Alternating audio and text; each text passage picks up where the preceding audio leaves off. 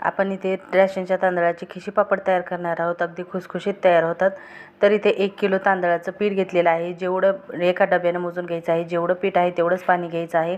पाण्याला छान उकळी आली की त्यामध्ये 1 चमचा जिरे, 1 चमचा पापड खार आणि 1.5 चमचा मीठ टाकायचं आहे आणि छान 10 मिनिटासाठी वाफ येऊ द्यायची आहे. वाफ आल्याच्यानंतर एका कॉटनच्या कपड्यामध्ये, ओल्या कपड्यामध्ये आपल्याला हे मिश्रण काढून घेऊन छान मळून घ्यायचं आहे. 5 मिनिटासाठी छान मळून घ्यायचं आणि नंतर कुकरमध्ये एका डब्यामध्ये आपल्याला हे मिश्रण जे आहे ते वाफवण्यासाठी ठेवायचं आहे. 3 शिट्ट्या आपल्याला याच्या काढून घ्यायच्या आहेत, 3 ते 4 शिट्ट्या.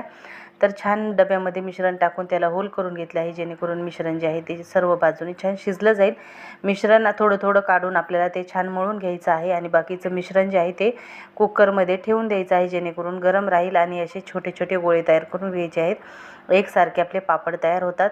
तर इथे मी एक रोटी मेकर घेतलेला आहे. एक पॉलिथिन घेऊन त्याच्यावरती मी हे पापड बनवून घेणार आहे. तर हे पापड जे आहेत ते फॅनखाली 1 दिवस सुकवून घ्यायचे आणि नंतर हे 1 दिवस उन्हामध्ये छान कडकडीत वाळू द्यायचे. अगदी खुसखुशीत तयार होतात. खायला अगदी भन्नाट हे पापड लागतात, कुरकुरीत लागतात. तर पीठ जे आहे ते घरीच तयार केलेलं होतं.